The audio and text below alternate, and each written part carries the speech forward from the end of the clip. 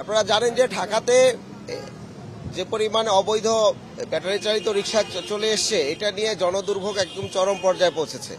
বিশেষ করে প্রত্যেকটি ঢাকার নাগরিক, প্রত্যেকটি অঞ্চলে স্পেশালি নারীরা এবং শিশুরা কিন্তু সবচেয়ে বেশি বিড়ম্বনার শিকার হচ্ছেন, কারণ প্রচুর অ্যাক্সিডেন্ট হয়। রিসেন্ট যে গবেষণা হয়েছে সেখানে ঢাকার 20% যে অ্যাক্সিডেন্ট, সেগুলোর একটি বড় কারণ হচ্ছে ব্যাটারি চালিত রিক্সা।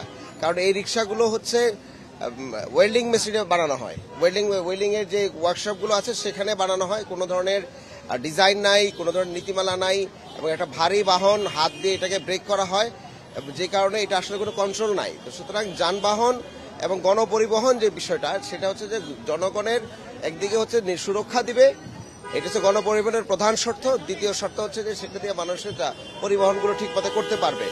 এই রিক্সাগুলোর মধ্যে কোনোটাই নাই যে গণপরিবহনের যে মিনিমাম যে স্ট্যান্ডার্ড, যে মানুষকে নিরাপদে পৌঁছে দেওয়া, যারা বসছেন ড্রাইভ করছেন তার জন্য এটা নিরাপদ না, কারণ এটা স্পিড এবং এটার সকল কারিকুলাম কোনো মেকানিক্যাল স্ট্যান্ডার্ড অনুযায়ী তৈরি হয়নি। আর দ্বিতীয় হচ্ছে যে রাস্তা দিয়ে যাচ্ছেন লোকজনের উপরে তারা আসলে পড়ে যাচ্ছেন, কারণ কোনো কন্ট্রোল করতে পারা যাচ্ছে না। তো সুতরাং এটার কোনো ধরনের বৈধতা এখানে নাই, আপনারা ভালো করে জেনে থাকবেন। এবং আমরা সরকারের পক্ষ থেকে বৈধ রিক্সা, যেটা মানুষের জন্য সুরক্ষা দেয়, সেফ যানবাহন আমরা তৈরি করছি। সরকার প্রাইভেট সেক্টরকে বলেছে, ডিজাইন দিয়ে দিয়েছে, তারা তৈরি করবে। এবং প্যারালালি আমরা হচ্ছে ট্রেনিং এর ব্যবস্থা করেছি, এই মাস থেকে শুরু হবে। তো সুতরাং রিক্সা যারা চালাবেন কিংবা যে কোনো পরিবহন যারা চালাবেন, তার তো ড্রাইভিং এর ট্রেনিং লাগবে যে কিভাবে সে এটা চলবে। সুতরাং একদিকে ট্রেনিং দেওয়া হবে, ট্রেনিং এ যারা পাস করবেন তারা অ্যাপ্লাই করতে পারবেন রিক্সার জন্য। একটি ভোটার আইডি কার্ডের এগেইনস্টে শুধুমাত্র একটি রিক্সাই দেওয়া হবে। তো সুতরাং রিক্সা দিয়ে এই যে বাণিজ্য করা, ব্যবসা করা, সেটা আসলে বন্ধ হবে সবার প্রথমে। আর দ্বিতীয় হচ্ছে যে সড়কের মধ্যে শৃঙ্খলা আনার জন্য ট্রেনিংটা খুব গুরুত্বপূর্ণ।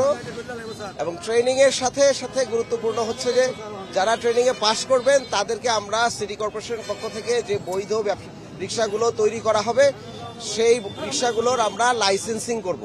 তো সুতরাং লাইসেন্স ছাড়া কোনো রিক্সা ঢাকা শহরে নামানো হবে না, এবং ঢাকা শহরে লাইসেন্স পাওয়ার পরেও কোনো রিক্সা মূল সড়কে আসতে পারবে না। এটা দুটো গুরুত্বপূর্ণ বিষয়।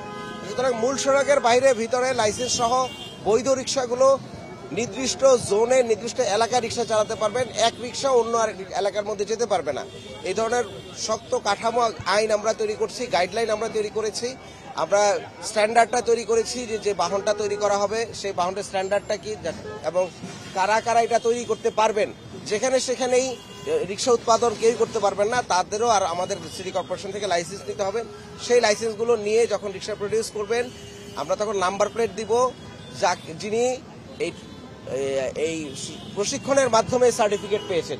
শুধুমাত্র সনদপ্রাপ্ত রিক্সাওয়ালাদেরকেই আমরা রিক্সা লাইসেন্সটি দিব, এবং একটি ভোটার আইডি কার্ডের এগেইনস্টে আমরা একটি রিক্সা দিব, তার বাইরে না। এই কথাটি আমরা বারবার বলে এসেছি, এবং বলে আসার পরেও ঢাকাবাসীর পক্ষ থেকে এবং দেশবাসীর পক্ষ থেকে একটি বড় প্রশ্ন হচ্ছে যে আমরা কড়াভাবে এদের বিরুদ্ধে নামছি না কেন, তাই না? তো সুতরাং আমরা এগ্রিগেট ভাবে নামছি।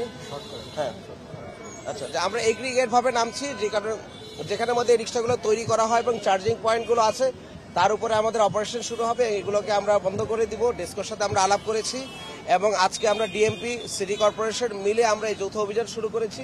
ঢাকার বিভিন্ন স্পটে অভিযানগুলো শুরু হবে, এটা আমরা আজকে শুরু করলাম। এবং ধারাবাহিকভাবে আপনারা দেখবেন যে মূল সড়ক থেকে ব্যাটারি চালিত রিক্সাগুলোকে আমরা বন্ধ করে দিব, আমরা ধরে নিয়ে যাব, এভিকশন করব, এবং গ্র্যাজুয়ালি আমরা বৈধ রিক্সাগুলোকে মাঠে আনবো। ধন্যবাদ।